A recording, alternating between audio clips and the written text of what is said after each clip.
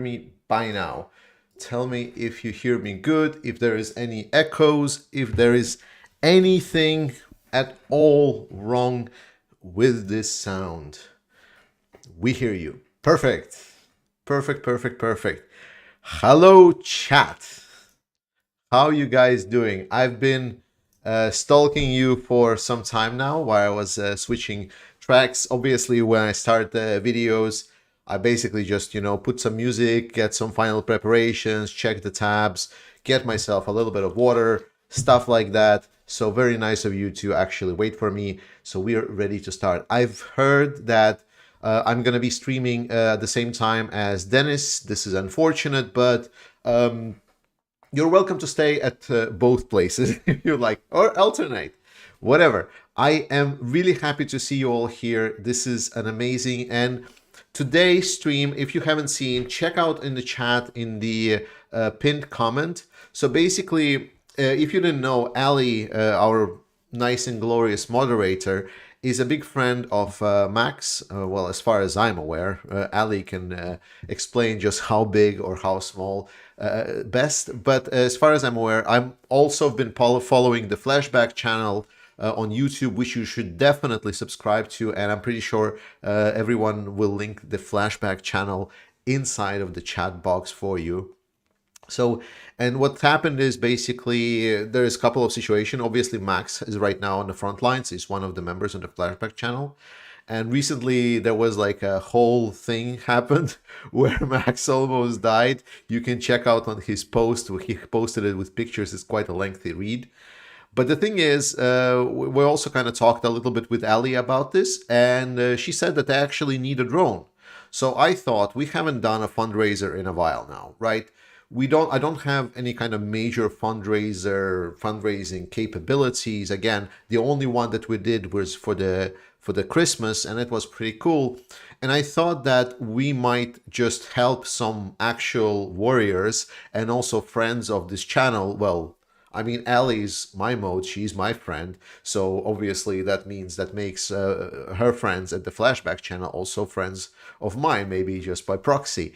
But the point is, let's help the guys at the front lines. And there is, I don't set any particular goals, but I know that like a proper drone would cost something like, I don't know, like 4,000, I believe. Like, was it DJI Mavic 3?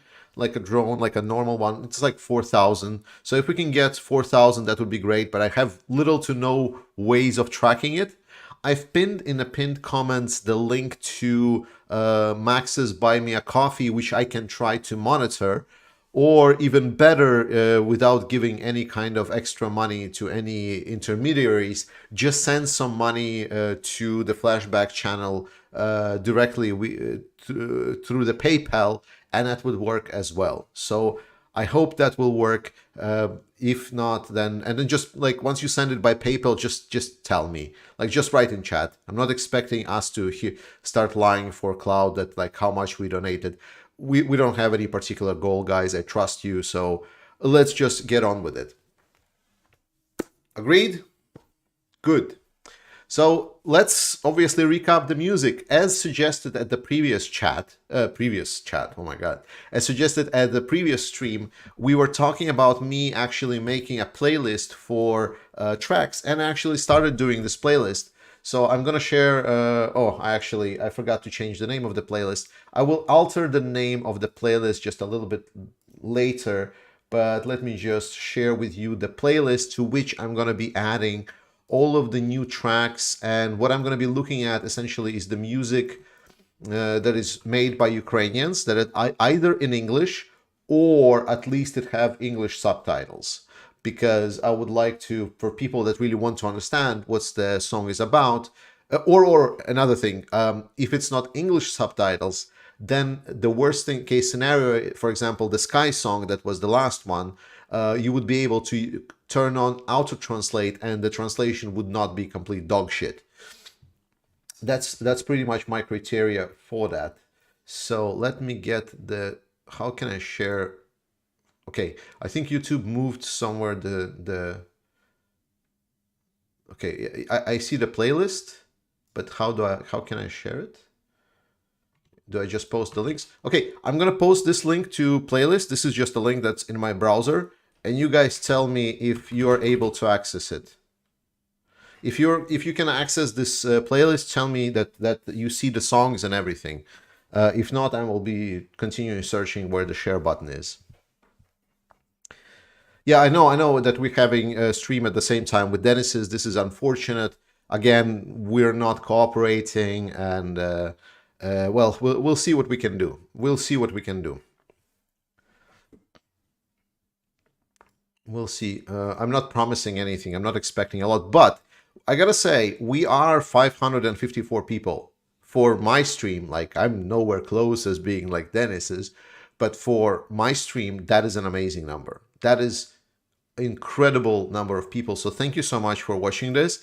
Thank you for staring with me. If it works, yes, great start. So we are ready essentially to get into the meat and potatoes of today's discussion. And let's start as always, I guess, questions. If you want to get a question for me and you would like to hear the answer about the situation on the front lines, the situation in Ukraine, what I'm following, what's interesting, and so on, write an @ because then and then write an @ and then my name, the Ukraine matters, and then the message will highlight for me. If the message is not highlighted, I just cannot catch up and read it because there is a lot of other text. So please highlight the messages that are addressed to me. Yeah, Dennis's lies. Yeah. No worries, guys. I know it's hard to decide between Dennis, me. It's fine. I know that Dennis is a big guy. It's fine.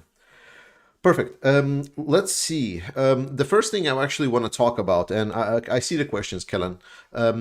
So the first thing I want to kind of touch upon, it was the question that was asked in one of the comments to the latest video, was, and it's a short one, was that we've seen the strikes on the bridge around that goes to Moldova.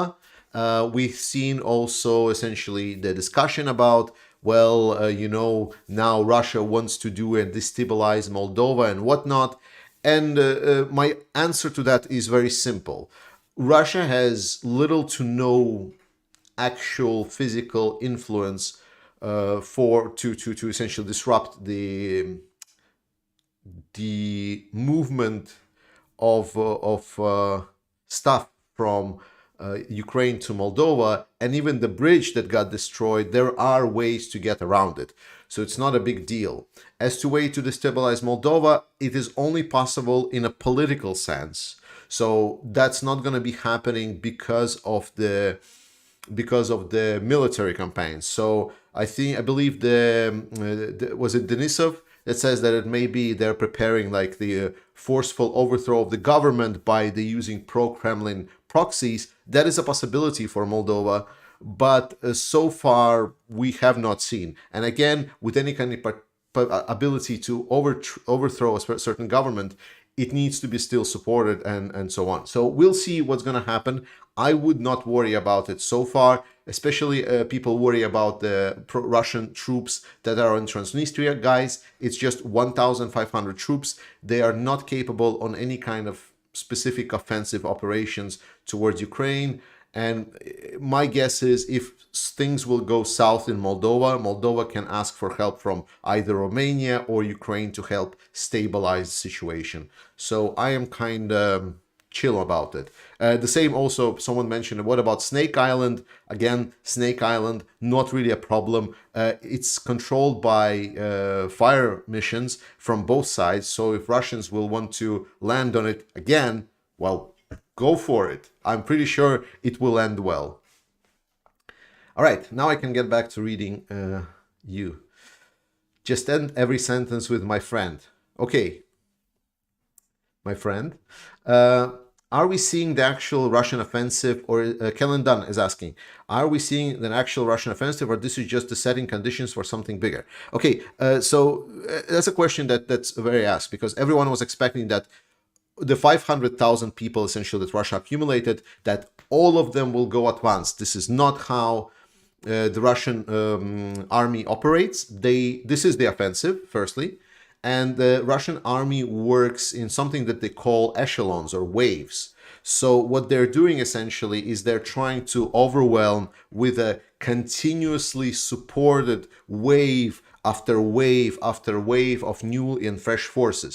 So what they're essentially doing right now, and this is not working in Vuhledar area and other areas, and this is somewhat working in Bakhmut area, for example, is that Ukrainians are fighting like Ukrainian defenders are defending positions. They are able to hit back stop one wave, then another wave of fresh forces comes in. They need to stop that one. Then another wave of fresh forces come in, and so on and so on and so on. It just continues and continues and continues. So yes, it is the offensive, but it's not going on in the same way as we would expect, that from all direction, everyone at once, Russia will invade. We were discussing whether or not Russia will act stupid, semi-stupid, or I mean, okay-ish. Let's put it this way. And they decided on the okay-ish version. The absolute stupid would be to attack Ukraine from all sides again, including Belarus. The semi-stupid would be to start attacking from the south, from the east, and from the north around Kharkiv. And the okay-ish was attacking only on the east, only around the key points such as Bakhmut, Vuhledar, and Kremina. And this is exactly what they've decided upon. So they have a significant reserve of fresh forces. They will need to be grinded down. So the situation is not going to be improving, or especially around Bakhmut, in any time soon. Yes, Ukraine will get reserves, but it's as I said, it's going to be a rolling wave after wave after wave of Russian forces. Maybe add Elizaveta Uluzmulova or Lucy Chervona Kalina. Yes, that's a good point. I will add that one. Darren Young, hello Georgia, hope your day is well. It is excitingly well. I mean, I've seen more videos from Vuhledar. It is great. So in Vuhledar, they're now alternating tactics. So when they try to send in like the troops with armor, and then all the armor blew up and the troops ran away, now what they're doing is like, okay, armor is not getting there, let's just send human waves. So now they're sending towards Vuhledar like a whole, like it's crazy, like huge groups of Russians. And because towards Vuhledar is like an open area, like a clear field, and you just see these motherfuckers just running through the fields and just got blasted with artillery time and time and time again. I gotta say, I was giving way too much credit for the Russian military. I thought that they would learn. I thought that they would understand. But it seems that, like what people said in the comments, that the fact that they got impacted so hard on their middle range commanding officer count, that so many of them got killed, this really sabotaged any kind of efficient commands that they're having. So essentially the commanders that are on places that are actually directing these local operations are very, very basic in their understanding of the military tactics, or who are they fighting against. So they are just like, yes, that's an arrow, we've been ordered to take Vuhledar, let's take Vuhledar. Oh well, the armor didn't made it through the minefield. Well, oh wow, but that's a minefield with the anti-tank mines. Let's just send the people, like let's just send the guys with Kalashnikovs, like in the Second World War, with shouting "Hooray for the motherland" or some shit like that, and they just get blasted by artillery. Oh my God, Russian military. Yeah, everything. So that's my day. My day is pretty good. Pretty good. All right, level 70. Did Russian missiles fly over Romanian airspace? Ukrainian radar said that they did. Romania says no. Hard to tell. I don't have data, so I cannot tell you. Also, guys, please donate to the Flashback channel. We're trying to help the Flashback channel get enough money to buy a drone. They really need it. It's not me, guys, sitting here in Denmark and so on. Let's try to focus on supporting the guys that are fighting on the front lines. So please donate to the Flashback channel. I really appreciate it, until at least until they get the resources they need to buy the equipment that they need. I would really appreciate it. I'm really not struggling for money. Tim Fletcher, I will be coming from US to Krakow to Kyiv. There is over 60 countries represented in Ukrainian Foreign Legion. Many are coming who are former tankers from US, UK, Germany, etc. Nice. I think you wrote this before, Tim. I think you told me that you're planning to go. Was it not? But thanks for 20 bucks. Buller Thomas, thanks for 12 bucks. Again, didn't need to. I know that you're already a subscriber or a member on YouTube, either Patreon or member. I cannot remember which one, but thank you so much for support. I really appreciate it. Support the flashback, please. The guys needs drones to help fight and get some Russians back to the, I don't know. I wanted to say back to the graves because like they're zombies, but it kind of sounded weird. Just send maximum five coffees from you and Ali. Yeah, thank you. Thanks, Lisa. Donated 25 bucks. Okay, so we are now at 30. Oh my God, it's gonna be hard for me to count, is it not? All right, we'll see. We'll see what we can count. I'll see. I forgot. I thought I should. Okay, let me open Excel. I will have an Excel window where I'm gonna be tracking because people are gonna be telling. And yeah, okay, Excel. There we go. There we go. So we have, well, coffees I cannot count, but coffees I can check out later, right? Because coffees there's being tracked. So for 25 bucks, there we go. So that's the first one. Cool. Thank you so much for supporting the flashback. It's the guys that are actually fighting on the front lines, and it's really amazing that you guys support them. You're correct. Yes, I'm bringing Battlefield. Yeah, okay, Tim. Very nice. Thank you so much for what you're doing. Darren Young, would you think someone at the ground level would take charge and change their tactics, seeing how many of their men are getting killed? Not saying I want to see it, but I love the orcs. The problem is they can't. The problem is the whole Russian army, essentially, how they're scolded. It's the direct obedience to the person above you. It's a complete obedience. Like if you disobey the order, even if the order is stupid, you are disobeying an order. That's been like essentially ironed into their understanding. They are inadaptive. Like the by book training that they got is literally stating like basically 18th century military campaigns where if the commander says you need to stand on your right knee, you need to stand on your right knee. If you need to go into this formation, you stand in this formation. It doesn't matter if you get shot at or not. They are literally like that. And it's crazy. Like it's just crazy. It's been crazy probably during the Second World War, but it's crazy now because Russia is not the Soviet Union, doesn't have the infinite resources despite all the propaganda mouthpieces telling you about this. Russia does not. And secondly, they are really running low on a lot of the stuff. So yeah. Maria, a special thank you for yesterday's video. You were involved. I loved you. Not so objective comments. Yeah, I mean, sometimes it just gets to me. Sometimes it's just, I was like, it's because like I find the irony in the fact that I was preaching here for how Russian army is ineffective, how stupid they are, how they never learn, and so on. And yet myself, I gave them more credit they deserve. That's why I was so emotional, because it just blew my mind that you can sacrifice over 100,000 dead of your military and learn nothing. It just boggles the mind. Yeah.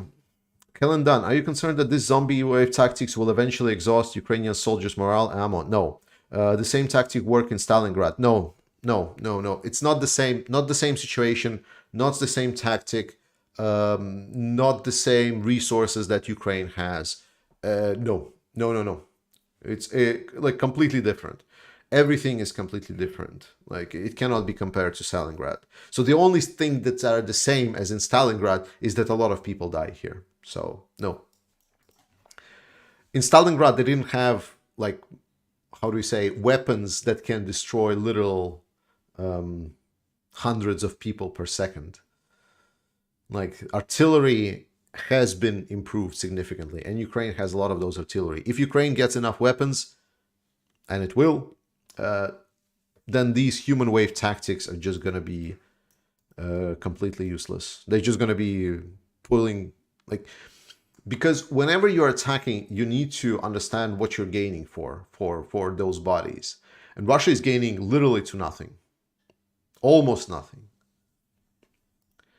Can't Ukraine lob a few GMLRS into Transnistria? These are Russian troops stationed there. It's a territory of Moldova. Ukraine does not attack territory of other countries. 5 cups for Max. Thanks, Madman. Appreciate it.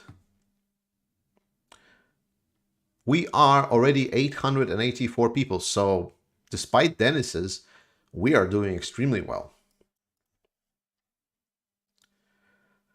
Okay, let's see. Any thoughts on mercenary air force for Ukraine? I don't have enough information to give. I don't know how hard well, I mean, Ukrainians hire mercenaries. If they're pilots, I'm pretty sure they can. But what I'm afraid of is that a lot of pilots can be like part of the other military. So maybe some in Ukraine, especially like communication for pilots, as far as I understand, is crucial. So knowing Ukrainian and Russian probably would be quite relevant.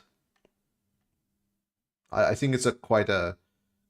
Did you see the BMP Terminator get destroyed? I mean, yeah, but it's just a thing blows up. Like the only kind of major thing about this BMP Terminator was made by the media. I never, like, no of the analysts that I follow ever said anything impressive about the machine.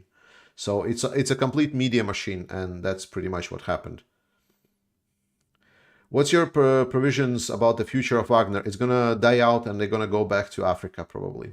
Well, it's gonna die out in a sense of part of this campaign. It seems that whatever they did is now just gonna be taken over by the Russian command official, and if Prigozhin is gonna have any effect, it's gonna be either minimal or they're just gonna be executing on the orders from the central command, and the only free operations they will have will be outside of Ukraine. Is it really fresh force or usual fresh meat being thrown by Russia? I cannot tell you the difference between fresh forces or fresh meat when you're talking about Russians. Are you familiar with retired Ben Hodges? His answer to F-16 says to think in terms of capabilities rather than platforms, my friend. I agree with a lot of things that General Ben Hodges says, and that's the capabilities. Like, I mean, the F-16 is the whole discussion about capabilities. The F-16 is a multi-role fighter that's able to do a lot of stuff. And this is what Ukraine needs. Like, even the HARM missile that Ukraine was able to attach to their MiG platforms. Okay, maybe if you didn't know how, for example, Ukraine are using the HARM missiles. It's the missiles that are targeting essentially enemy radar. So they're capturing the radiation sources, and then they're hitting the location where that radiation source is. So they're very good against radars. And so these missiles, they get pre-armed on the ground while they're being loaded on the MiGs. And when the MiGs take off, they basically cannot return back to base with that missile armed. They need to essentially fire that missile. So those HARM missiles, they don't even have the ability to essentially launch or so on. They just like kind of trigger the launch, and that's pretty much anything that Ukraine can do. So it was a very, very, very rough solution that they did to this HARM missile. So having a platform with ability to, for example, utilize full capabilities of the HARM missile, to have expanded air-to-air capabilities, to have expanded radar capabilities that, for example, a lot of Ukrainian planes just don't have.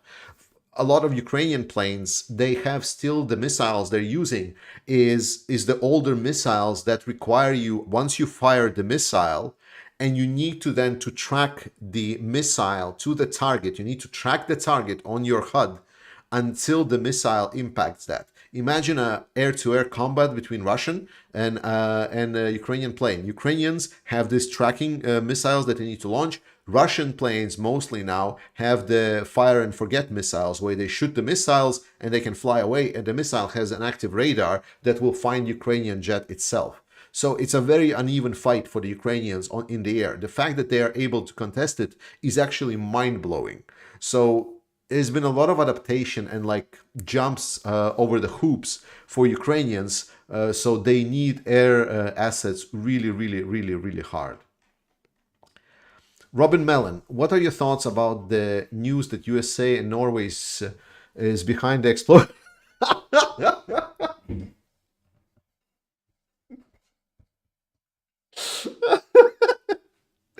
Oh, sorry, it's a funny one. Yeah, I looked into the claims of the shit. I've looked into the claims of that it is US and Norway behind the explosion for the Nord Stream and so on. So it's it's basically the moment is so there was this guy that essentially was a journalist some time ago. I forgot his name. It actually doesn't matter. So the guy who basically put this idea forward, he was the guy who made a lot of like kind of reporting on US. For example, he reported on the war in Vietnam. He actually got Pulitzer Prize for like exposing like tortures that American army did to the Vietnamese, and he's been recognized. But we all know that the past any kind of judgments do not correspond because the guy went completely nuts on the deep end. So he started blaming essentially everything that whatever the world does. So he started just describing if it's against US, it's good. So the guy who exposed this Nord Stream and US conspiracy is the guy that's been for years writing essentially how great the North Korea is because the great and true and so humane regime in North Korea is fighting against this evil American imperialism. So the guy went nuts. So what his explanation essentially for that agreement between USA and Norway of their explosion on the pipeline is basically, trust me, bro, I have a source which is anonymous and he really told me about it. And he multiple times stated it's one source, it's anonymous. He wrote this on his own, what is it called? The stack, I forgot the, was it self-stack? I forgot. Oh my God. I forgot the name of the website. But the point is, it's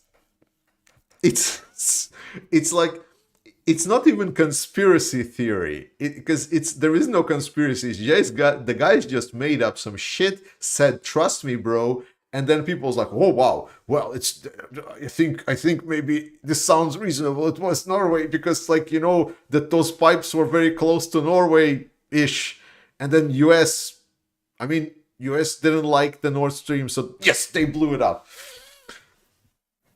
It's complete nonsense. Substack, yes, thank you so much. I have a stored. Oh, this was so good. That was a good question. I love it. I was laughing so hard when I was laughing so hard when I read about that. Can you talk about Starlink? Okay, so this topic was actually asked quite a lot. So Starlink and issues, is that a problem? Yes, it's a huge problem. Ukrainians, like one of the things how Ukraine is holding on is the drone warfare.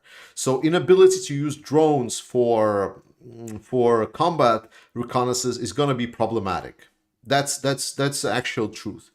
So I know that there are some competitors that are agreeing to essentially provide Ukraine with other solutions, with their own essentially solutions for drone technology, but it's going to take time to replace all of those Starlinks that Ukraine bought for the military.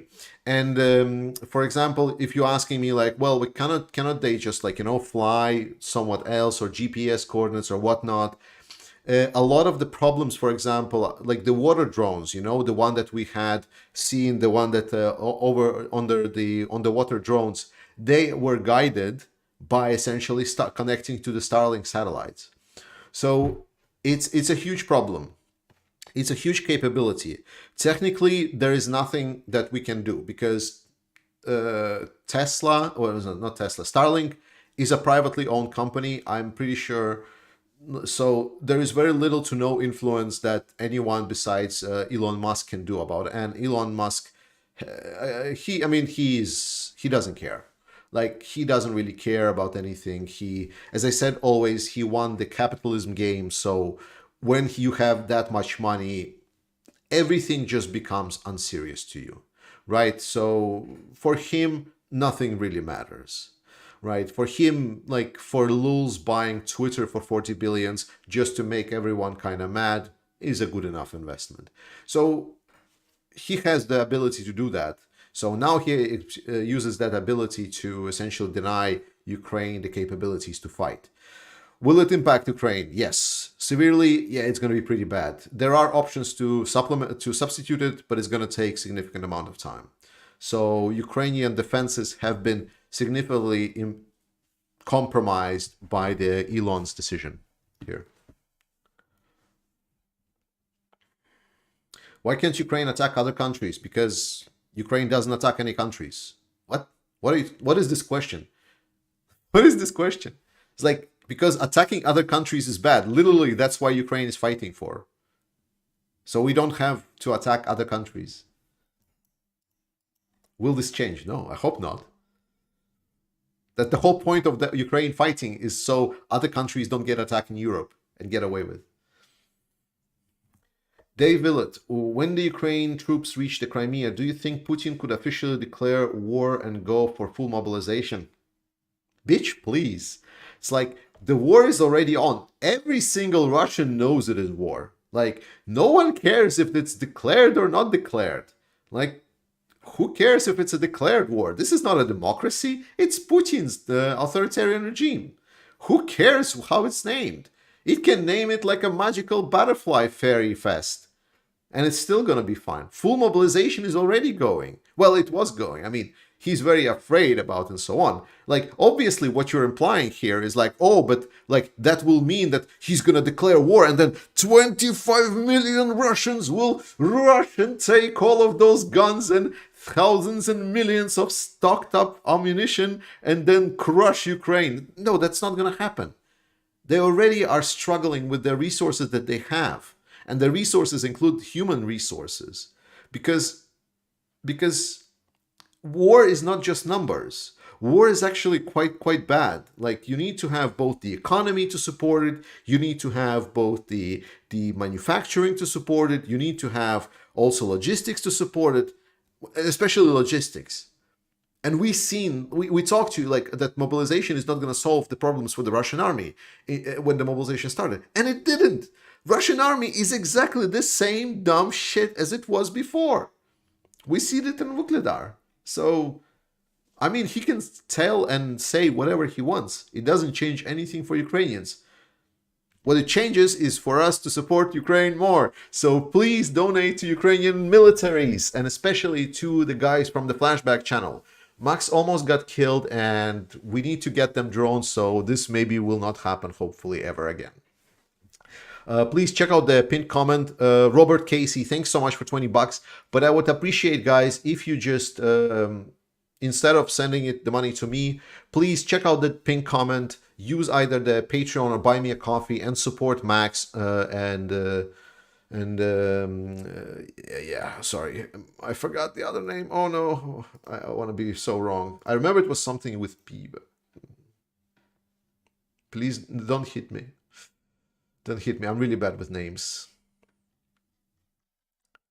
Pasha, there we go. And Pasha, Max and Pasha, please support them. They are fighting on the front lines. I'm a guy sitting in a chair from IKEA in Denmark. I'm fine. Thoughts on Ukraine targeting Moscow and St. Petersburg? Russian response. I don't think Ukraine will target those cities. There is, I mean, like, probably surroundings, because around Moscow there's so many military installations. But obviously, I think the question for you is, will they target the city center or the, Kremlin or whatnot? And to that answer, I do not think so. I think Ukraine will target the military installations that are around it. How do you see the end of the war? Russia is being crushed and crawled back to the cave it came from. Derek, Elon's talking points sound like the influence of his crazy ex, the singer Grimes. Probably. I am not versed in Elon's sexual life or personal life, to be honest. Have you looked after Radarom Fundraiser? Have you looked after Razom, I guess, Fundraiser? Yes, I've sent them the questions you asked, but I haven't heard any response. So I hope it went well. It would be nice that it went. Let me get back to you. I will re-follow up on that, Taz. Really good for you to bring it all up. I will follow it up if they receive the money and so on, because it's been a while now. Come on, I know Ukrainians who are frustrated that they're not allowed to attack Russian positions. Please answer the question with a bit more thought. I mean, like, to answer what? Like, Ukrainians are not allowed to attack Russian positions. That sentence doesn't make any sense. Ukrainians are attacking whatever Russian positions they seem fit. They will attack everything. I'm not understanding the question. Like, will Ukraine invade Moldova? No. The answer is no. Ukraine will not invade or strike Moldova. That's the answer. Tell us how you really feel. Yeah. George Smith. Hey, Georgie. Any comment on the latest economic data from Russia? Yes. Things are going worse.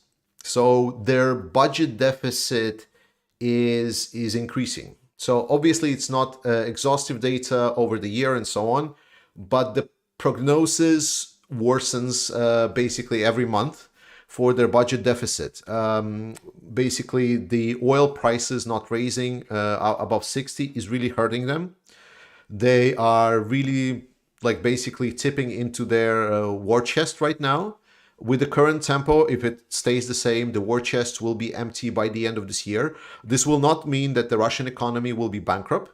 I mean, moreover, Russian economy is already looking for ways on how to tackle this perspective. For example, right now there's a big battle between Russia and big business, because Russian Ministry of Economics has requested that the big business said, they claim that you have earned super profits during the last year because of the changing situation in a country. So we want you actually to donate. Let me calculate. So it was like 250,000, about 5 billion US dollars to the Russian economy, because in this year only. To which the business now answered, we will not donate that much money to the economy of Russia. And now Russian economy is going to come back to them, trying to pressure them. Basically, the momentum has started.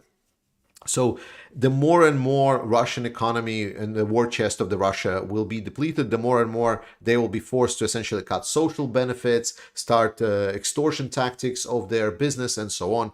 Obviously, nothing of this boosts the confidence. And a lot of that money, whatever Russia does, is going to be invested in the military sector. And military sector does not produce. By already today's outlook, it seems that Russian economy after the war will be struggling for at least 10 years.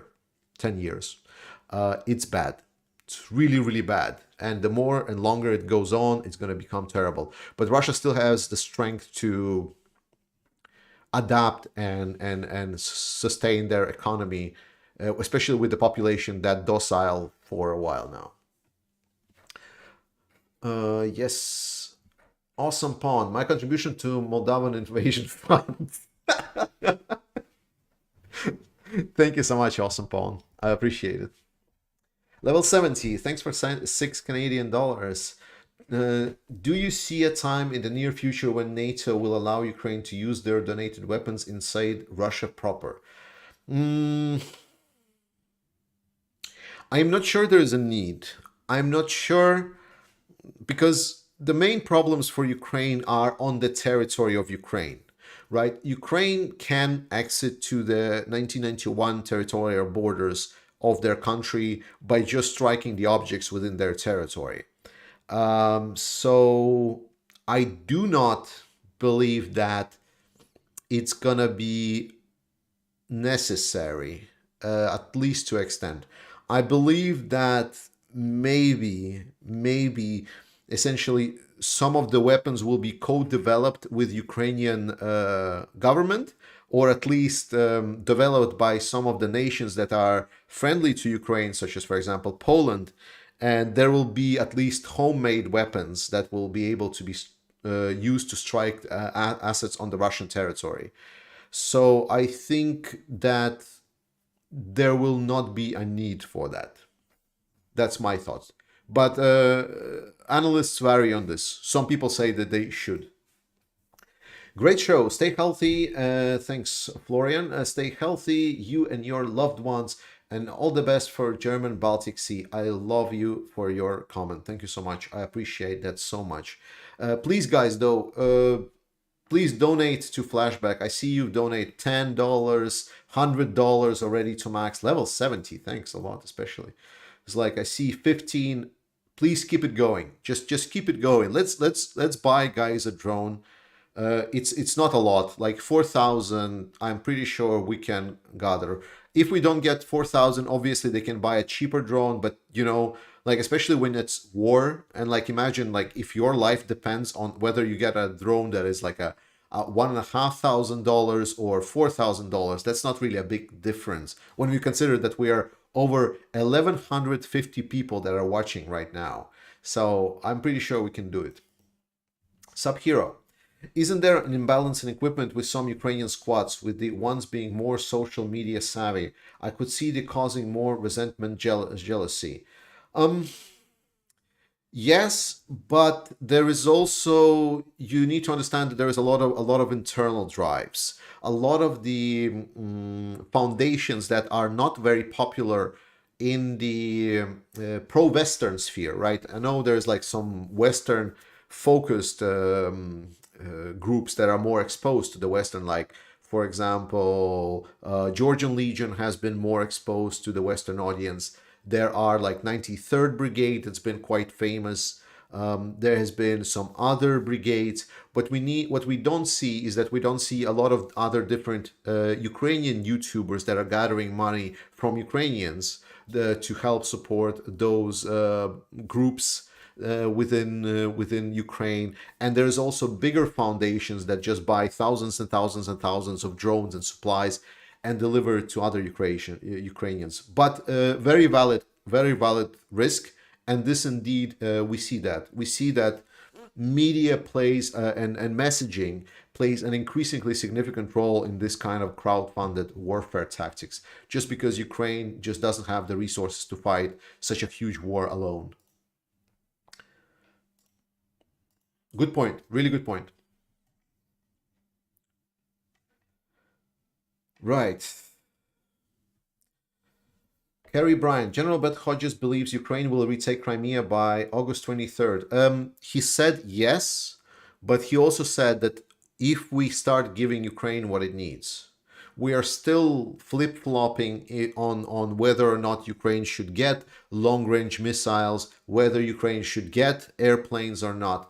General Ben Hodges was very accurate in his predictions. What was not accurate was the partners not being able to agree of delivery of vital equipment to Ukraine, such as tanks, APCs. I'll remind you, the first infantry fighting vehicles, such as Bradleys and whatnot, have been agreed just in January. We are extremely, extremely, extremely behind any kind of escalation schedule. We always talk about escalation from our side, but the actual escalation has happened. Putin escalated this war to the maximum, and he's like this much escalated. And we escalated here. And I was like, oh, it's maybe Bradley's or something like this and so on. And what we need to understand that what Ukraine is getting compared to what Russia is already using in Ukraine is baby steps. Ukraine is getting, almost nothing, drips. It gets our older equipment, 1A5 Leopard tanks, older equipment, APCs, M113s. In a lot of countries, they're benefiting for donating to Ukrainian military because they don't have to spend on scraping those assets. So we need to get over it. Right now, it's not good enough. So I agree with Ben Hodges' assessment, but I think we should definitely always look into that caveat that he said about that Ukraine needs to get what it needs. Nicholas, welcome to BSN Javelin. Nice to see you. Mario Saurer. I'm butchering names, sorry. But thanks, Mario. Thanks for 5 francs. SLPC, thanks for 10 pounds. I appreciate it. $50 to flashback. Yes. Yes, Charles. Thank you so much. Thank you so much for $50 to flashback. I think we're doing quite well already.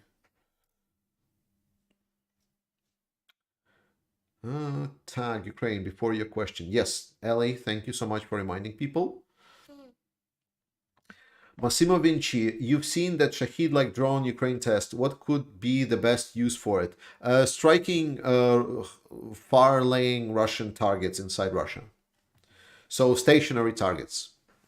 Stationary targets within Russia, deep, deep, deep within Russia. So somewhere where the drones will not be noticed for a long time and they will just go and strike some kind of factories, whatnot. Derek, do you think Ukraine will be allowed to strike specific Russian armed factories producing tanks, drones, missiles, or aircraft? Obviously, Russia is already doing so in Ukraine. Well, not by NATO armaments, that's what I said, but Ukraine is developing their own long-range capabilities. The problem is Russia is huge, and a lot of their factories are quite far away. Like, for example, Uralvagonzavod, which is the main Russian tank producer, and pretty much the only Russian tank producer, is just a little bit too far, like for any kind of relevant armaments to reach it. Jimmy, do you think Russia will use some sort of gas chemical weapons to get the town of Vuhledar? No, I don't think so.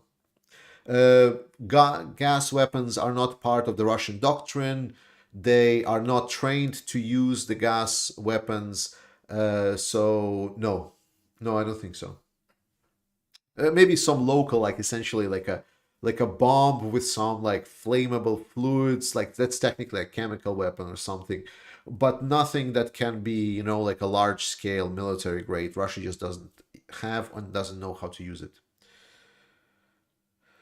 Don Donovan, do you think countries that have mostly Russian tanks and arms like India will stop buying from Russia forever after the war ends? Well, they should, because we've seen the equipment of Russians are pretty bad. And though again, like it might explode countries like Poland. So there's possibilities. Maybe just not by, like for example, the same Kalashnikov. It's not only produced by Russia. There are many countries that produce Kalashnikov, this not machine gun, but the automatic rifle. So maybe like a Russian-like equipment, but just produced by some other countries. For example, Czechia right now, their Excalibur factory has been getting a lot of clout. So we might see more other countries being the weapon producers for existing equipment or modernizing that existing equipment. Tosun Abi, what is the critical point of equipment Russia can risk losing? What is the critical point of equipment Russia can risk losing in Ukraine, which will make them military unstable and open for possible invasion or separation of federation members? They already are. Russia doesn't have a regular army. It's been pretty much wiped out. There's like less than there's about 100,000 people left of regular army. Yes, they have the mobilized troops right now that they're able to put, but their equipment is degrading increasingly fast. So if there would be another country that would invade Russia, Russia would be very screwed. However, they know that NATO is not going to invade it, hence the whole moving the troops from the Finnish border, from the Baltic border, and so on, because they obviously know that Putin knows that NATO is not going to invade Russia. So that's why they're able to dedicate their whole force inside of Ukraine. If, for example, China would invade, they don't need to. They don't need to because they already see that whatever happens to Russia is going to be benefiting to them. So basically, Russia sees that there is little to no threats to them. The only threats to Russia that there exists is Japan. That's it. That's the only kind of big country that threatens Russia. And after this conflict, Russia has already lost so much force that some people say that any kind of proper military, because Ukrainian military is trying to essentially both rebuild itself and also defend against Russia at the same time. But if there is a prepared military with proper training, with proper modern weapons, it's just going to wipe the floor with Russians.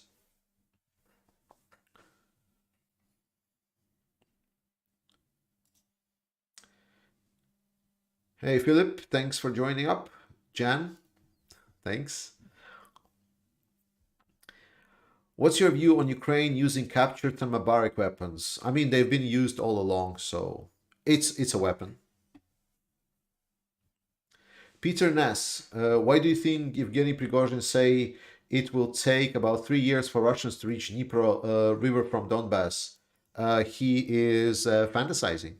He is fantasizing because he looked at like how hard it was for them to reach to reach uh, Bakhmut, and they still haven't taken it. By the way, this by this weekend, the 2 weeks that I gave Bakhmut expire. So I was wrong again. I gave too much credit to Russian army again. So yeah. So whatever Prigozhin says is his wet fantasies. So he is trying to fantasize that it's a mistake that's it's not a mistake. It's something that every analyst is making. Like whenever you're trying to predict the future, you very often fall in the trap of thinking in the existing categories. If the status of the things stays the same. What he's not taking into account that the nomenclature and the amount of weapons that Ukraine is receiving is rising. The capabilities of Ukraine are rising. So at some point, it doesn't matter how much prisoners Russians are going to throw at Ukrainians, they're just going to get all slaughtered.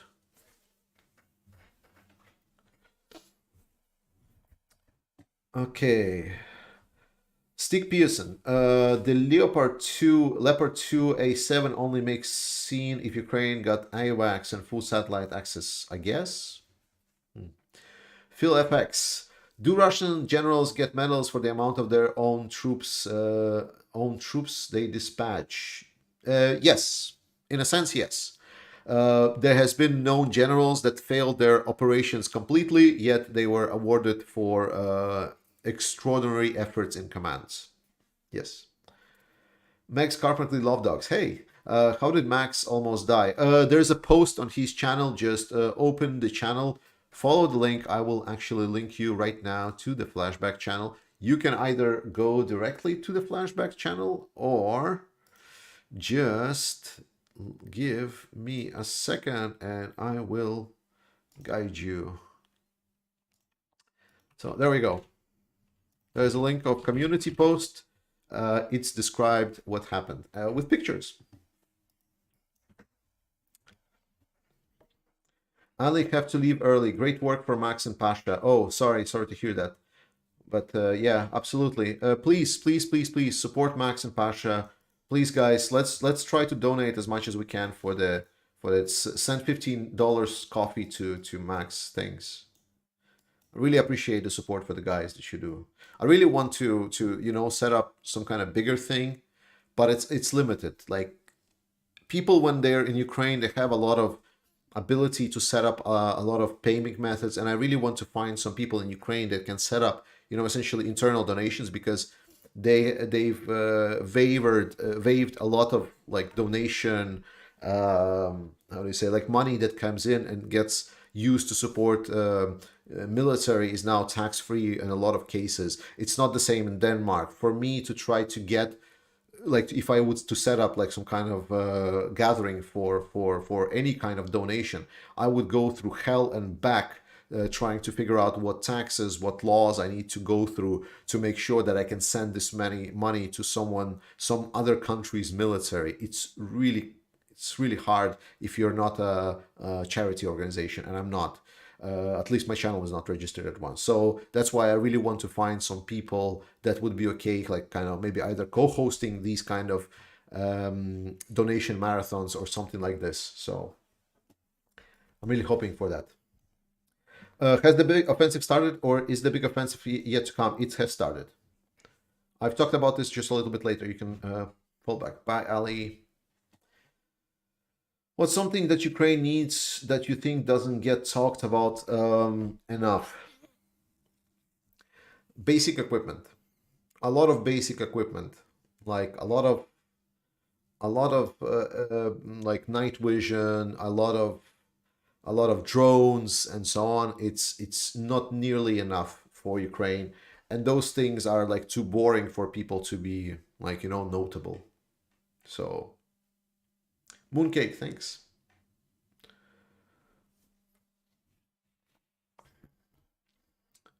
10 pounds sent to Flashback. Thanks, No Chains. Appreciate it. 1.2K listening now. Drone 4K. We can do it. Yes, I really believe. I mean, we're doing quite good. Like, just by my calculations, we already are well over 600. So I'm really thinking that we can. And I'm not even following, I guess, like all of the coffees and whatnot. So I really hope, guys, we can do it. We did great for Christmas. Like, for Christmas campaign, we did 12,000, which was incredible. I was like, what? I was so stunned. Hello from Italy. Hey, Italia. Mark Margiera, wet fantasy and Prigozhin in the same sentence gives me the shivers. Yeah. I mean, war is weird. Like, I mean, like, obviously, I want to actually, like, I want to put a little bit of a break and get you a video. It's a video of Ukrainian advertisement. I'm not sure if you seen it.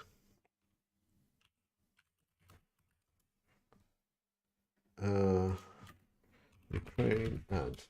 I'm not sure if you've seen this military advertisement from Ukraine, but it's just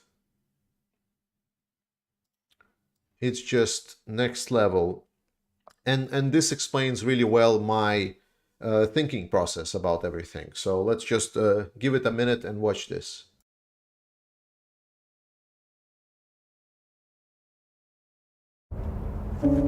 Я батько. Я молодший брат. Я водій маршрутки. Я скоро одружуся. Я фанат шахтера. Начальник отдела продаж. Я прораб. Я программист. Я свидетель на свадьбе. Дядя Юра, таксист. Я вчитель фізкультури. Я студент-геолог. У мене своя фірма. Я кращий друг зі школи. Я сусід, який завжди стукає по батареї. Я єдиний син.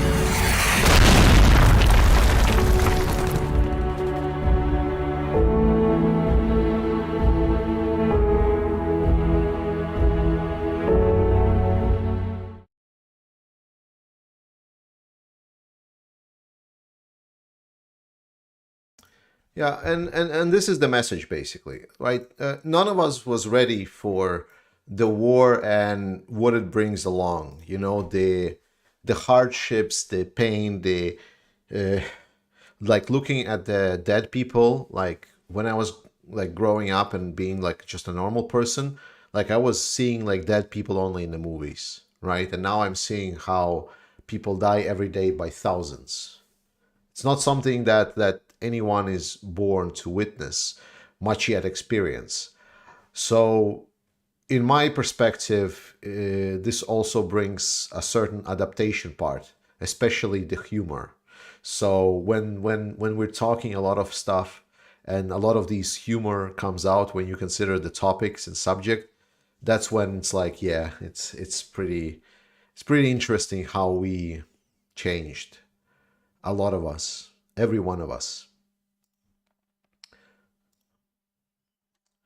Paul Smash is something that gives me okay, I've answered that one on delivery. M. Davis, Ellie Coffee Fund. Thanks. But please send the coffee to the pinned comment, to the people in the pinned comment. They are fighting on the front lines and they need a new drone. Let's try to help them out. Catherine Hamlin, thanks for $50. I appreciate it. Kārlis Adams Krēsliņš, paldies.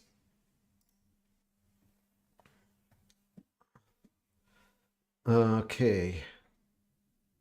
Yeah, that's a point and a powerful advert. Yeah, it's one of the completely different advertisements. It's an advertisement that literally almost feels like an anti-war advertisement, right?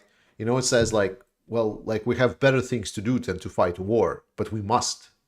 So it's like compared to a lot of the other advertisements for military that we see in other countries that try to boost this. It's like, oh, it's a macho thing, you know, we're like the strong man fighting for like, you know, strong things, whatnot. It's a very, very different, very, very different. And it really touched me on the sense of like, am I doing enough? Am I contributing? I was never made to donate money for drones to help people fight other people. But here I am.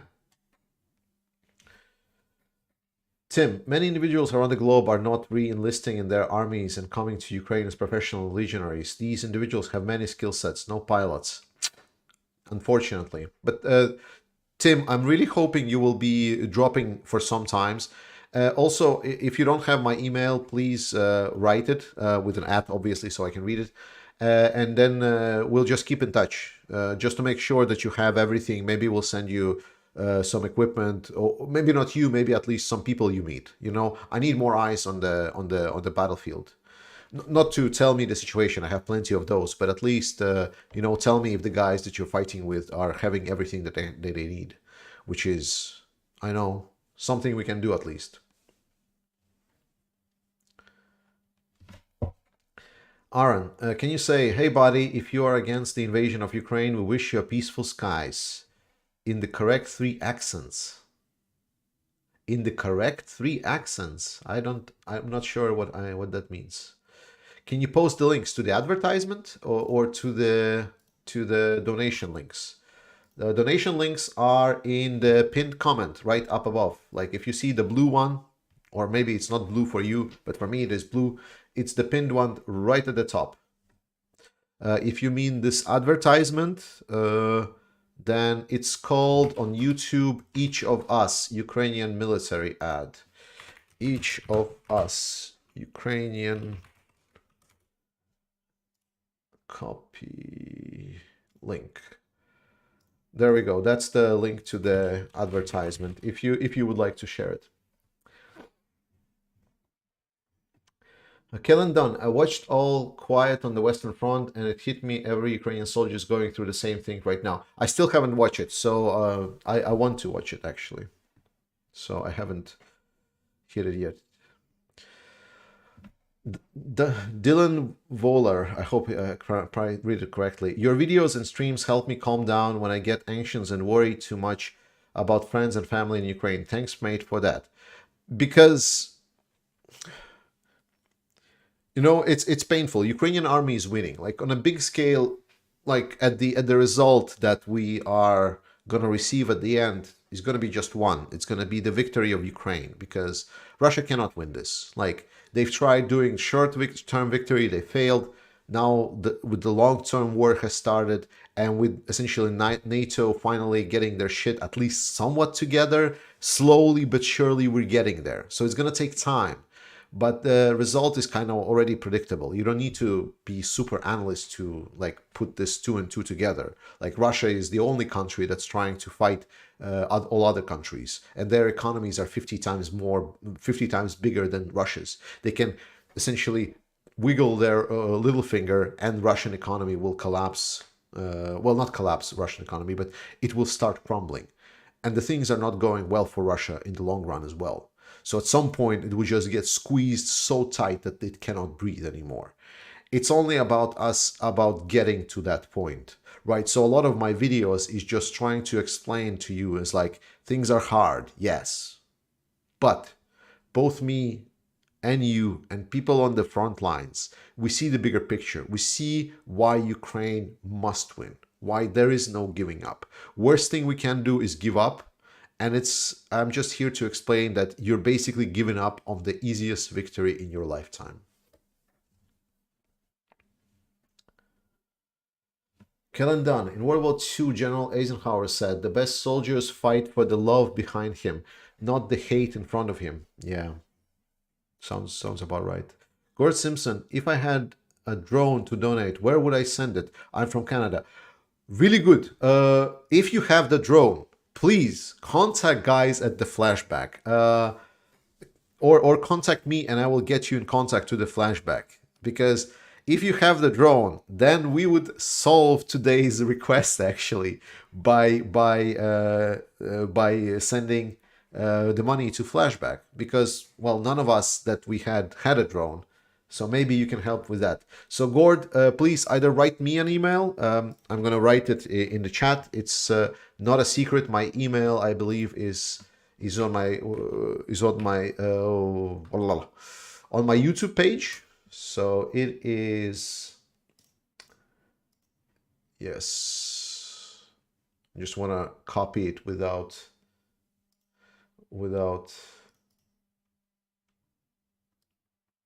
mistakes.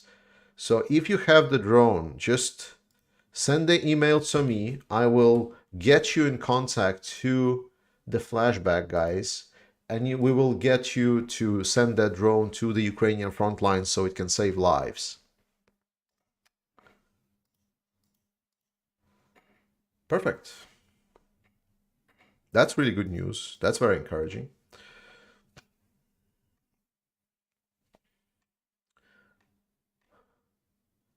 All right, let's see.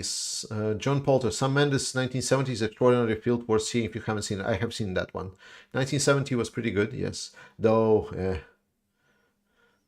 I have, yeah. Neil Badger, I have to get going. However, before I go, thank you, Ukraine Matters, for the work you do. God bless. Thank you so much for joining me. I appreciate Neil for you, and thank you for saying that bye-bye. I appreciate it as well. Norman Z, will Western sanctions continue if there is a ceasefire? There will not be a ceasefire. Tosun Abi, did Turkey provide to Ukraine DPISCM, anti-tank cluster bombs, or it's totally off the table? It was, I'm not sure if cluster munitions are off the table. They shouldn't be. Ukraine needs cluster munitions.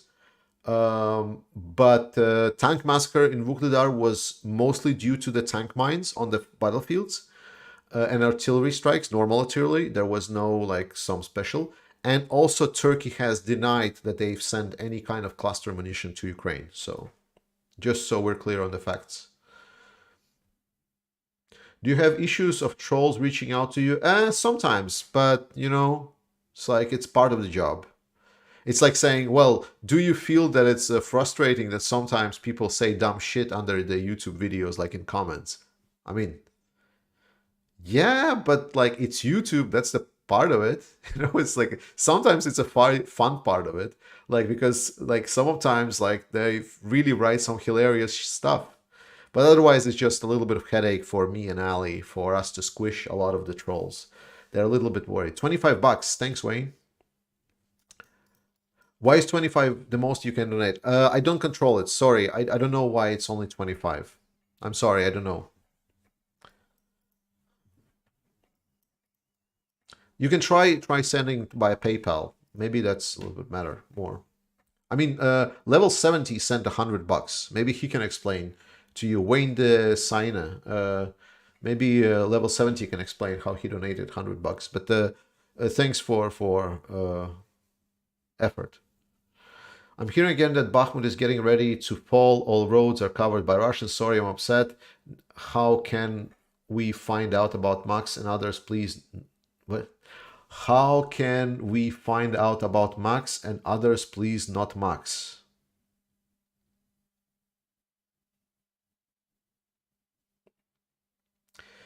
Bakhmut is in a tough spot, but it's nothing terrible. Bakhmut is doing its job. It's a great fortification. There are a great many numbers of Russians that are dying. So I think this is not too shabby. Like, we always need to understand that there is no line on the fence that cannot be broken. It's always about what's the achievement compared to the resource cost. And the cost of taking Bakhmut for Russia is about 4 or 5 times over what they needed to be if they just wanted to take Bakhmut. It's not even a Pyrrhic victory. It's not yet a victory, first and foremost. And secondly, even if they capture, it's not going to be even Pyrrhic victory. It's going to be a devastation, not a victory, because they killed so many people, their own people, trying to get there. It's ludicrous. General Solution inherited 1 million, donated the entire amount to the armed forces. Just amazing.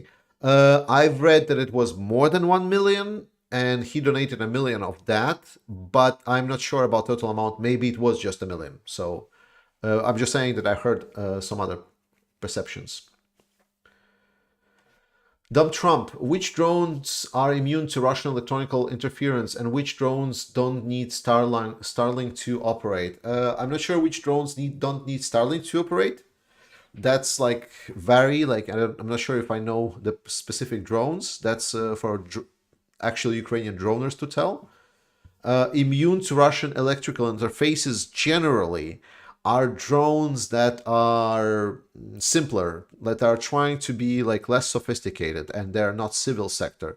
People say that mostly those are drones, for example, that are flying with a gas engine, like a for example, Shahid drones. Like they have a gas engine in them, so they are quite tough when you're talking about electronic warfare. Prince Valiant, thanks for 60 euros. Wow, that's a lot. Greetings from Germany. Hope my country continues to support the Ukrainian soldiers with the best stuff we have and produce in the future. I'm sure it will. Like, I'm sure it will, Prince. And you should not disregard that Germany has been doing a lot for Ukraine. The question was always about a lot of statements. Like, Germany just could have said that we're not going to support Ukraine, fine, but we're not going to be blocking anyone else to support it, right?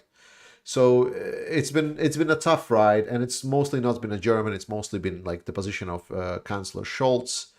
But overall, we all see, I hope at least, we all see that the heart of Germans overall is in a good place. Captain Hello, vi Starlink bliver fjernet, kan det så få adgang til amerikanske militære satellitter i stedet? Maybe they can have access, like if Starlink will be shut off, like will they be able to access to the American military satellites? I'm not sure if there'll be direct access, but I know that there is companies that provide essentially similar functionality as Starlink already expressing their willingness to substitute satellite for Ukraine, because that's a big market. You need a countdown to goal for each of your viewers. You're giving our you need a countdown to goal for each your viewers are up for a given kind of day. You need a countdown to goal for each your viewers are up for a given kind of day. I agree. Let's end with agree. I'm not completely sure what you meant. John Richards, United 24 has a link where to send drones. Yes, United 24 is a big place, and I advertise that place to be used if you want to support Ukraine. This is the first place to go. It's just today we're trying to help our friends and also on our neighbor YouTube channels, the people that are actually fighting on the front lines, and they really need like a drone basically ASAP. So we're trying to cut a lot of red tape, a lot of in-betweeners, and just trying to donate as much money for people to get a drone as they can. Darius, what do you think about minister changes in Ukraine government? Do you think they're positive? I don't have the information on the full spectrum of changes. What I think is that there is a huge demand for change in Ukraine, right? So with a lot of I wouldn't say people not being happy with their government, but more of a saying is like, if there is like any kind of shakes or like problems within the government, people are a lot more sensitive to it now that the war is 1 year in. So I think Zelensky's government does a very right thing, that they do a little bit of a reshuffling and face change. This gives a lot of credit points for the new people, but they're also doing it smartly, that they're keeping the old people and putting them essentially in the new ministries or like some back-end ministries where they continue doing their job that is crucial for the survival of the country. So I think they're approaching it very, very smartly. Overall, But what can I say? Anything about the personalities of people coming in? I don't have enough knowledge about them. You need to know multi-year history of politics and faces in politics in Ukraine, and I only know some of it, not for every one of them. Have you seen the BS about chemical weapons? Make me laugh. Which one? I've seen chemical weapon BS. I've seen all sorts of wild claims, but chemical weapons are not part of Russian doctrine, so mostly it's probably a hoax. 323 copies given so far. Great job, guys. Thank you so much. Is how much is 323 copies? Is coffee like $5? 323. Is it $5? Is coffee $5? I hope coffee $5. Or is it like less? Did Danske got attack? $500 drones, one drone. Okay. $500. I mean, like Mavic drones, the one that like are the cheapest ones, the one that comes with one battery. It's like 1800, I believe, or 16 or 1800. So unfortunately, not 500. 500 is the FPV drone. It's a little bit different one. I believe the Max they want the not the suicide FPV drone, but the like surveillance drone. So it's a little bit different one. But yeah, there are drones that cost 500. Yes. 475 copies, $5 each. Perfect. Thanks, Lisa. Ali, what are you doing here, Ali? Weren't you supposed to go away? Anyway, guys, we are 1,140 people watching this. This is amazing. We had some issues with the fact that Dennis is not is streaming at the same time. So, well, what you gonna do? But then again, you should also watch Dennis's channel, not just my channel. You should watch whatever you like, to be honest. The only thing that I ask of you is continue supporting Ukraine. Today, we're trying to get the money for Max. He's a friend of ours, Max and Pasha, from the Flashback channel. I hope at some point they will come over whenever they can to talk at some point and so on. Really great guys and big defenders of Ukraine. So let's see what we can get. But I think we are already pretty much covering. People like Sub-Hero already counting that we are like over $2,370 dollars. So that's great. We are over halfway to drone. I should probably put some text. Let's I don't have any counter, but let's put text and maybe you guys can help me count. And then I will put the text getting goal. Let's see, goal. Drone for Max and Pasha.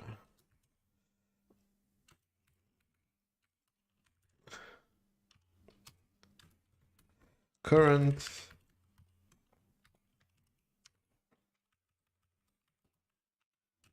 there we go. Oh, no. Ah. Okay, I should have.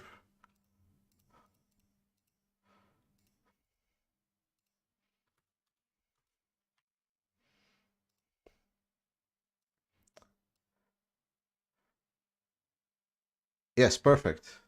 As you know, I'm complete amateur in streaming, in YouTube and whatnot. So as again, I'm doing everything as I go along.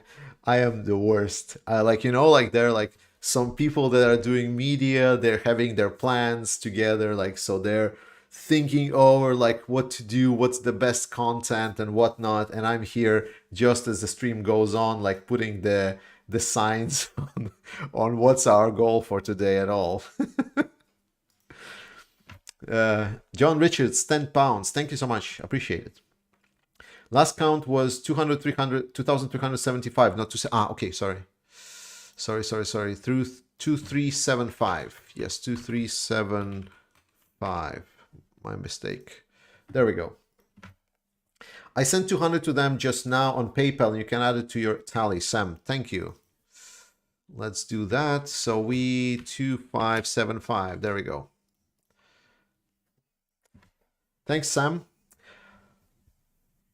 All right. Your integrity speaks for itself. That's why the channel is growing. Thank you, Georgie. Dumb Trump. My pleasure. I mean, like, it's very easy to be this, how do you say, responsive just because the community is awesome. Like, I'm not trying to suck it up to you. I'm just saying that literally I have people that from Ukraine, they didn't know that I had a channel that supports Ukraine, but at some point they found out and they're like, well, so, like, listen, dude, like we actually found your channel. We went there and we were so surprised because they say every time we see some kind of bloggers in Ukraine and we check out their comments section, it's a complete nightmare. Like, because what people write there is just like gibberish and like it's unreadable. Like, but they say when we went to your videos, we saw an actual like intelligent conversation.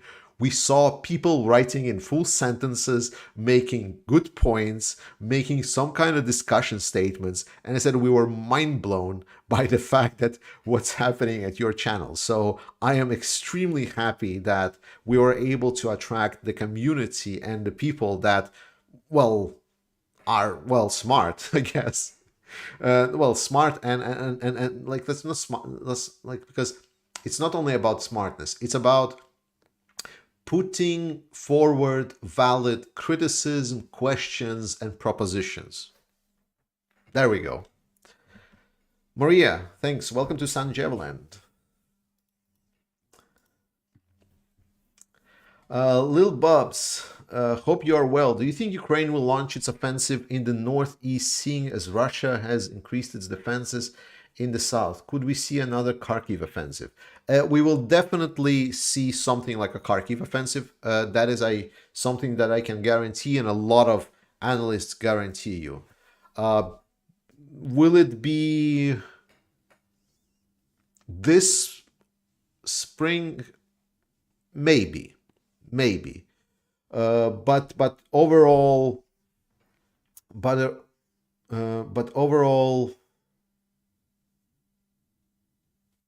I think the northern part is important, but the benefits of southern part, collapsing the Melitopol direction, are just enormous.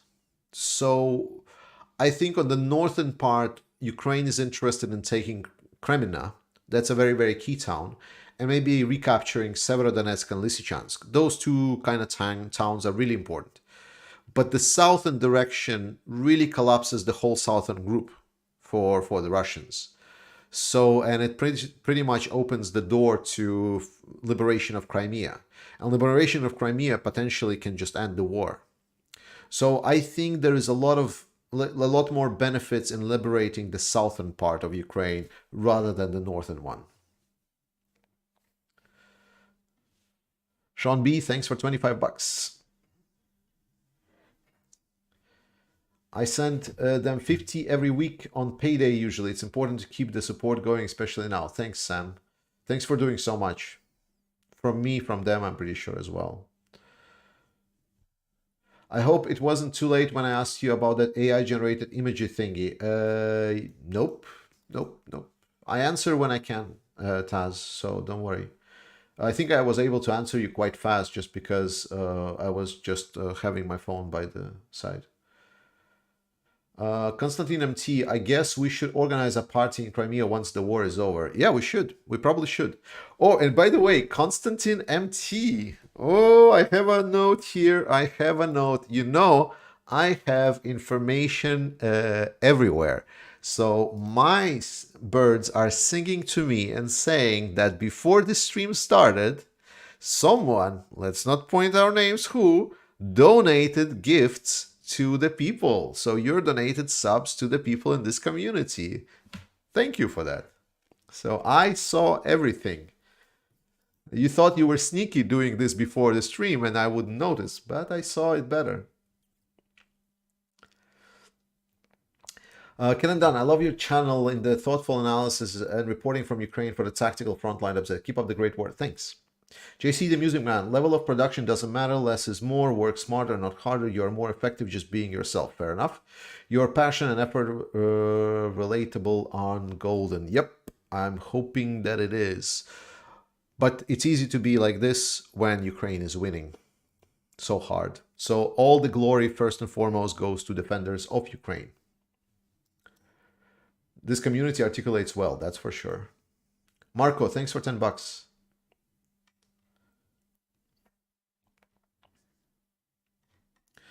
Okay. Yeah, I was quite surprised how fast you replied. I already spent my basic subscription limit. Yeah, it's fine. Derek, do you think the Russians may suspend their offensive until the spring because of the overwhelming public battle failures? Oh.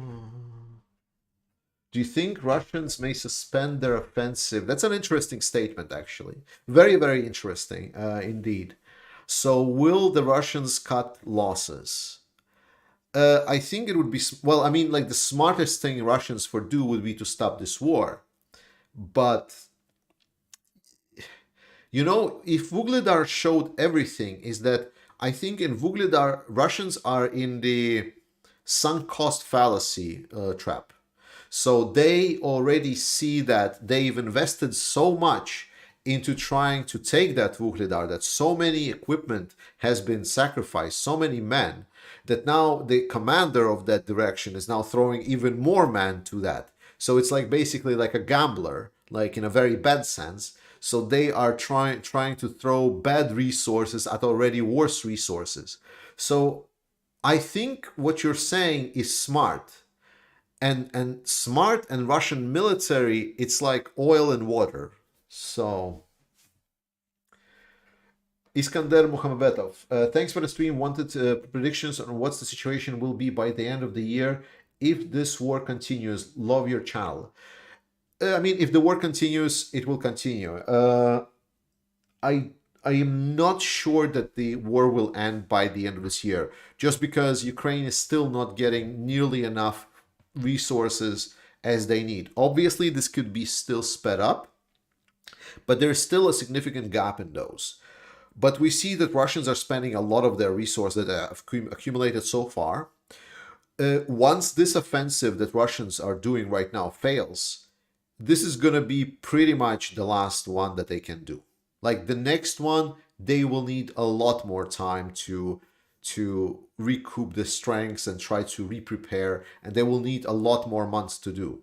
They were very lucky this winter because of the weather was not favorable for Ukraine and because we had a huge lull in supply of equipment for Ukraine during the late November, December.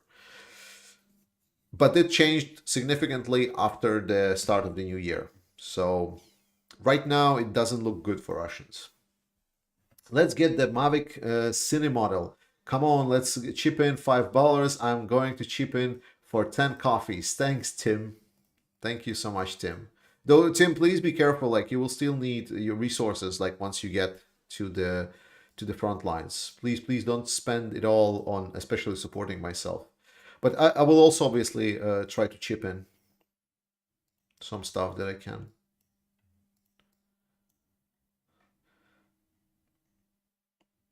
£30 sent via PayPal to Flashback just now. Ooh, £30. That's like, is it like $60? Pounds to USD. £30. Wow, it's 36. Has pound dropped in value? I still remember the time pound was almost 2 times. Wow, maybe I was wrong. Okay, $36. Oh. Okay, so I'm gonna count as 2,610. There we go. Brexit. Oh shit. Yeah, I should have lifted up 3 coffees to max. That's another 15. That's another 15, my friend. 3 coffees. That's 25. Perfect. Lisa, how many coffees? Oh yeah. Oh wait, I need to count the PayPal separately. Yeah. 36. Yes. Okay. Vladimir Putin is asking me. Oh wow. Oh wow. Well, Well, fuck you, first and foremost. But then again, you're probably not the real Vladimir Putin. So I take that back. But if you would be the real Vladimir Putin, and if you are the real Vladimir Putin, so then fuck you. But if you're not, then don't fuck you. So anyway, Vladimir Putin is asking me, sorry if you have already answered this, and please don't mind the... I should have read the message. Don't mind the user, may. I'm not a Russia supporter, but willing Ukraine into debt due to the amount of equipment they are receiving. Will Ukraine go into debt due to the amount of equipment they're receiving? No. No, Ukraine will not go into debt due to the amount of equipment they're receiving. They will. A lot of what Ukraine is receiving is essentially non-recoverable. It's donations. So, like for example, Lend-Lease is not being operational. But yeah, just to be absolutely clear, the fuck you was a joke. I know that this is not a real Vladimir Putin. He doesn't have internet. Excellency, a major news network this morning, Turkey was going to give Ukraine about 100 Leopard tanks. I have not seen this confirmed. When it will be confirmed, I will count this in. Derek, I asked about suspension of the offensive because the Russian public is upset and concerned about recent losses. Putin doesn't care about Russian public. Russian public is meat for him to butcher. He does not care. NGC 7603B, has Bakhmut the potential of getting the biggest battle in history, greater than Stalingrad? Maybe, but Bakhmut I think is too small for that. I think Bakhmut is way too small to be the biggest battle in history.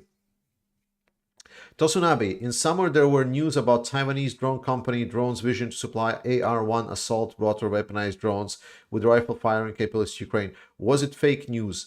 I don't have information on that.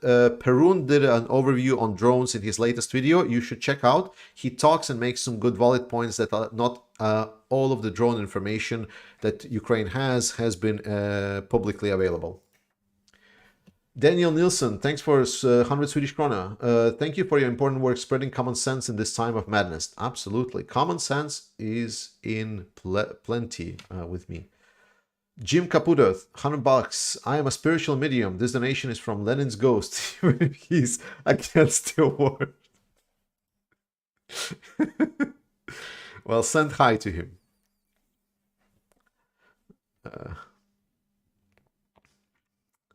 Derek, also Professor Michael Clark says that Russians are experiencing to receive 1,800 refurbished tanks in the near future. That is the stated objective. That is not like Professor Clark is great. It's really great. But he has the problem of Western analytics. A lot of times he believes what Russians are saying. Like he does not do it on purpose, but unfortunately I've caught up with him that he is just plainly wrong. Because he's the person that will believe that Russian economy is doing good because he will look at the official statistics and say, this is fine. So, no. Russian military will not receive 1,800 refurbished tanks in the near future. It's a stated objective on paper. Good luck. You forgot Tim's 10 copies. I didn't forget Tim's 10 copies. I've read it. I said at the same time with Tim donated the 10 copies, I also said that he should be very, very careful with the... Oh, you mean... I got you. Yeah. Adding those to the... I understood what you meant. Yeah. Good point. Check up on the 4,000. Let's see. Buy me a coffee. How much are we having? Do we see how much it was in the last day? Can we see it? You guys are awesome. By the way, guys, you are really, really awesome. Thank you so much for doing this for Max. It's really, really, really amazing that you're doing this. I mean, yeah. Okay. F. Mertz. With 150-kilometer range and 250 pounds warheads, I believe the GLSDB will make a huge impact. Your thoughts? I see what you did there. Yes, GLSDB will make a huge impact. Most importantly, once the LSDB arrive, pretty much we can forget about the Russian offensive being successful. This offensive, it will eat itself up and die. Can you list the link for the music videos? Yeah. Oh shit. It was in my playlist. Let me see. Yes, I can just share the link. So this is the link to the music playlist. I will continue adding music to the playlist. I know you're trying to get $4,000 for a super drone for Max and his guys, but Ukraine still wants all those 500 drones guys on the top, and on the wardrobe send them to United 24 guys. For sure, John, I agree completely. $4,000 is not a super drone. That's literally the basic level Mavic drone. It's like the cheapest and the simplest of the bunch. The 4,000 drone is the simplest one that Ukraine is using. So it's not a super drone. Don't get me wrong. You can check it yourself. Google DJI Mavic 3 and check the price. Like, you don't need to believe me. Oh, 10 coffee to Fronten. Thanks, Captain. That's good news. 10 coffee. That's 7. Oh no, 2, 7. Then it was. Oh, that was 2, 7, 25. 25. There we go. The international debt Ukraine is accumulating will get largely forgiven and covered by foreign ranchers. Yes, but also Ukraine will be a developing economy, and one of the reasons, and I know your questions, but something I want to talk about. One of the reasons that not often is being spoken about in the Western media about why Ukraine must win this war and why they will not agree to negotiations, right? I often personally talk about Ukrainian spirit. I talk about the Ukrainian dedication to regain their own independence, and all of those are valid points. But one another thing that is not being talked about is that Ukrainian government clearly understands, because they spelled it out loud in Ukrainian mostly. They don't speak it in English that often, but in Ukrainian they've spelled it out loud that they are completely aware that if the war ends in essentially this half-assed measure, like essentially Minsk III agreement, then Ukraine as a country will not receive the benefits that a victory nation will receive. It will stay as a country in a gray zone under a threat of a major nation that might get invaded or bombed once again. This will create a complete disaster for the Ukrainian economy. Right now, Ukrainian economy has suffered a lot.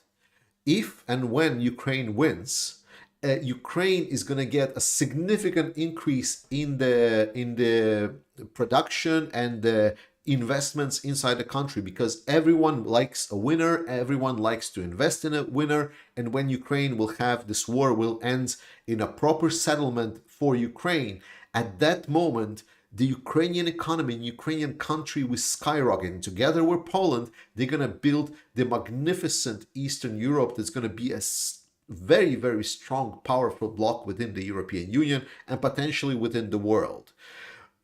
However, if that is not done, if Ukraine ends up in this semi-gray zone area, if there is a negotiated solution with the Russians, then Ukrainians are going to end up in a situation when there is no investments coming in the country, there is no future that's coming in the country.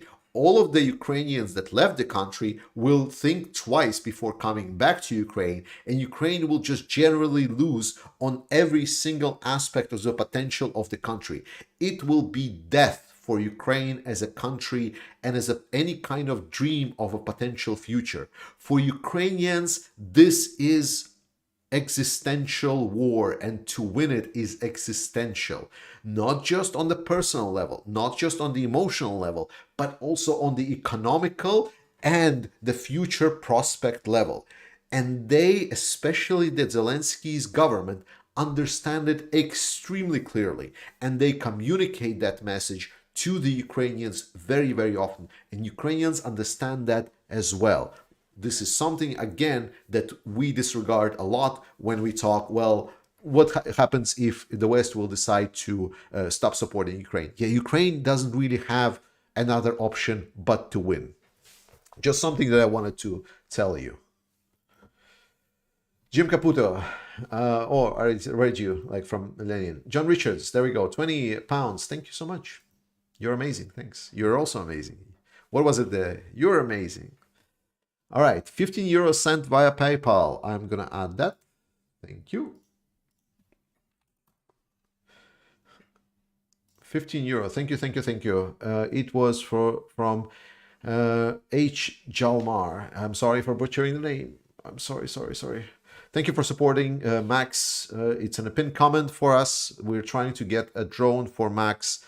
They're guys that are fighting on the front lines of Ukraine, trying to, well, I don't know, remove the life from many, many Russians.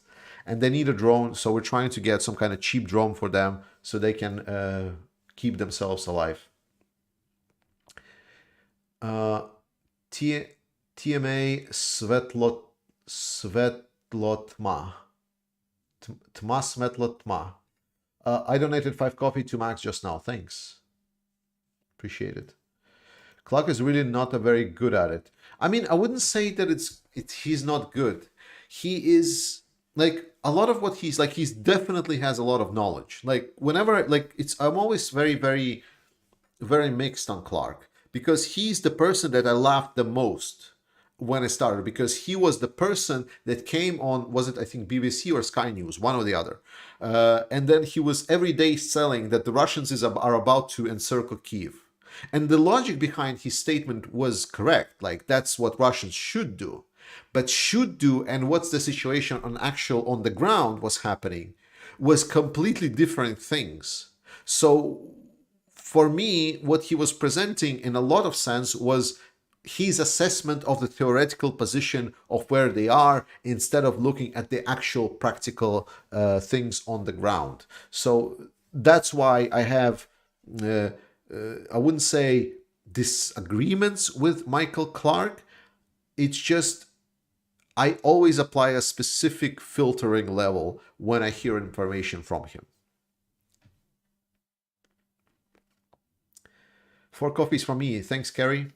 675 coffees from now. There we go. We can update now. 675. Whoa, that's a lot more. That's a lot more than I've been counted. 3375. And from PayPal, we have 240. We have 240 that I've counted on PayPal. The DJI Mavic 3 is $1,999. Yes, am I missing something? There's a 4,000 should be enough for a better drone. Something that I tell you, it's the DJI Mavic 3. Wait, did I miss? But which drone that I thought was 3,800? Yeah, you're correct. The DJI Mavic 3 is 1,900. You're correct. You're correct. Elkden, you're correct. DJI Mavic 3 is indeed 1,900. Why did I thought about 4,000 though? Weird. Cool. We got a drone. Yay! Let's wreck it down here. Let's say drone for Max Pasha. Let's say goal achieved. Yay! There we go. I hope it's enough. I hope it's enough for a drone. We'll see if we can donate a little bit more. I checked in the week and Mavic 3 was 4,000. Okay. No, okay, this is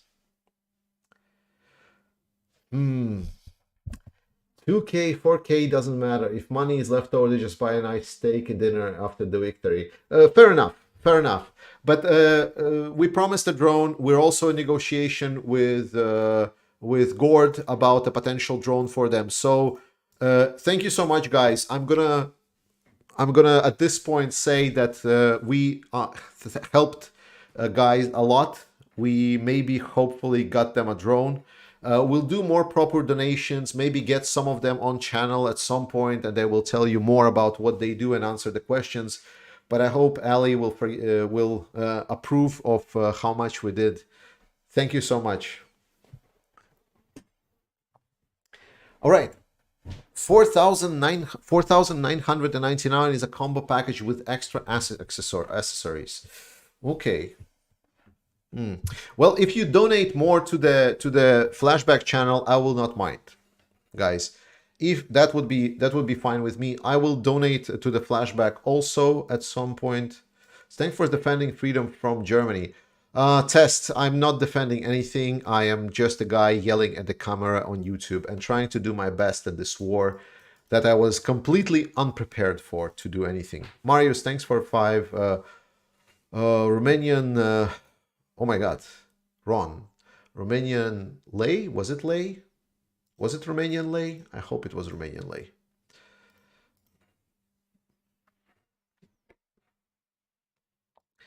Yeah, Ali is saying the truth, guys. I'm really proud of everyone. Thank you so much for these donations. I am without words. Like, you've surprised me so much during the Christmas and then everything. How much did YouTube cuts? You mean on the super chats? I think it was like 30%. I think YouTube cuts 30% of super chats. By the way, for 5,700 euros, we could get a donate Mavic 3 thermal. Yeah, that would be amazing. That would be Mavic 3 thermal. That's a very massive one. Oh,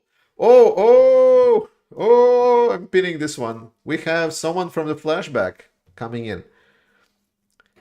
Thanks to everyone in person. Thank you for supporting Ukraine and its people. You are incredible. I am not incredible. I'm a guy on YouTube. Everything goes to the people in the chat. It's the chat that donated everything. And basically, big thanks also to Ali that, well, she was the one that brought it up to me. So, yeah, everything just goes to them. I hope it helps. I really hope it will. It's not a lot, but, you know, I wish I would be like Elon Musk. Imagine if I would be able to be like Elon Musk and instead of buying Twitter, I would donate 40 billion to support Ukraine. How cool would be that? Well, just putting you in a perspective what Elon could do and what he does not do. But he bought himself a very expensive toy. But then again, I'm not a big fan. Again, I don't really know anything about Elon Musk, so I might say that about every rich guy, potentially.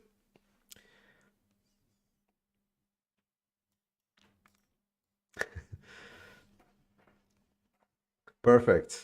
Oh, yeah. I'm just reading, guys. Sorry. Like, I'm so happy like that we're able to do this, and you guys are really amazing.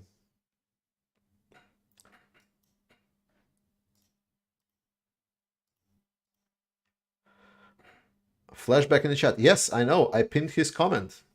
I pinned the comment where he thanked everyone for this drone. We'll see if we're gonna do more now that we already started interacting together. Maybe guys from the flashback will be the people that I just described, that they will help me essentially process the money, and whenever we do charities, whenever we do any kind of gatherings for any specific points, we will just do it with them. So we'll see. It wasn't me. Thank you so much for everything you're doing for Ukraine. I already love your channel. Now I love it even more. Lots of love to you and Ali. Thanks. Hildegund Kulmo, thanks for 500 kronos. Thanks. Estlan gifted 20 Ukraine memberships, Ukraine Meta subscriptions. Big thanks. Oh, this is big celebration. Marius, again, with 50 Romanian. Oh my God, I need to find out. Is it Romanian lei? Romanian. Yeah, it's lei. Lei. Low? Lei? Okay. Perfect. I really love you all, guys. Thank you so much for the stream. We've been going with this now just over 1.5 hours, minus the minus the intro. So I have a proposition for you guys. Leon, okay. Wow, Georgie, please swap places with Elon. Yes. Yeah. Singular is lay, but plural is low. Liu. Plural is lay. Singular is low. Okay. I'll find out how to pronounce it. I'll promise. Congratulations, guys. Thank you so much for doing the stream. So before we finish, let me give you a proposal. So I was planning today to essentially, now that I finished stream, to basically quickly go take some sleep and then wake up a couple of hours later and watch Super Bowl. I sometimes watch Super Bowl. I don't really follow football at all, but I really enjoy Super Bowl. And my idea was that, well, suddenly now I have this huge community of people from US that, well, are from US. And maybe you would like to essentially watch the game with me, and we could chat, we could discuss Ukraine, we could discuss other questions. So essentially have this kind of like a, I don't know, even like a friendly chat around the game if you want. But I also heard people saying that, like, well, technically your channel is about war, and then, you know, like all of these downer comments that's like, well, why are you even watching a game? There is a war going on. What are you like? How can you be happy when people are dying and so on? And well, I mean, like, I would watch that game anyway. So question is, do you think I should stream? Would you like to join it? Or should we just like meet next time? I will make video maybe tomorrow and we continue on. What do you feel like? It's your channel, stream it. Fair enough. Well, obviously I wouldn't be able to stream the game. I have like, I'll need to find out a subscription to where I need to subscribe to watch it, but I will be able to do it. Is it at 2 a.m.? Yeah, something like this. For me, it's around like, yeah, it's like 1 to 2 a.m. Yeah. Do what you want, like, do what matters.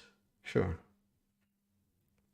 Super charity ball. My idea was actually like why I was also thinking about stream, because I was not sure that we will be able, well, I'm sorry for doubting you. I was not sure that we would be able to gather enough money for a drone, but now I know that we were able to do. Yeah, stream with Super Bowl. I'm not watching the game. Yeah. Didn't even know the game was tonight. Yeah, I was also. Please don't go. Extension, please, encore. Rather get some sleep. We'll be here for your next one. All right. Yeah, I don't see like a huge wave of enthusiasm, guys. So if you will allow me, I will still watch the game. Maybe we'll watch one game after the war is over. This is still the Ukraine Matters channel. My point was that I was hoping that we could get additional donos for Max during the game. So let's, if you want to watch the game of hang it, then just do it. Now let's figure out some other moment when we would hang out together. Fundraiser oblivions. Yeah, another drone would be cool. I will think a lot more about the content, John. Like, I think we can make them a little bit interesting. Why American football when you have rugby? I really like the aesthetics of American football. I really like the American football aesthetics. Like, for some reason, like just the way that it's presented, it's like, because when I watch rugby, I see a couple of guys, like I see a bunch of guys in mud trying to catch a ball. But American football has built like this interesting aesthetics that I just find so different from anything that we have here in Europe. And for me, it's just Elon can go himself. Yeah, Captain, for sure. Yeah, so I just really like that one. We love your pretty face and bad attitude. Well, that's not something that my wife can say. The camera walk in a ball is incredible. Yeah, exactly. Like the show, like the show of it, That's the point of Super Bowl. Like it's an event that I watch because like it's a whole show, you know, it's packaged full with things to do. Whenever I watch just like a rugby game, it's a sports game. I'm not that much into sports. But when I watch like the football, I almost want to be on those, you know, like sitting there at the place, you know, snacking on some like maybe chugging down some beer, snacking on some snacks and whatnot. You know, I just want to be there. It creates this like nice atmosphere. It's not the same with when you watch a game of rugby. Chess. I mean, I play chess. I play chess. Well, not anymore, but not on a good level. Chili dogs and beer. I've never tasted chili dog. I've never tasted chili dog. I really want to come to US and we were going to discuss it at some point, but overall, like this. All right. Thank you so much for today, guys. We'll do more of these things. You made me so proud today, and I am really proud that you are within my community. And despite everything, there was over 1,100 of us watching at the same moment. It's incredible. We've been here over 1 hour and 40 minutes. Thank you so much. I love you all. Slava Ukraini, and I see you next time.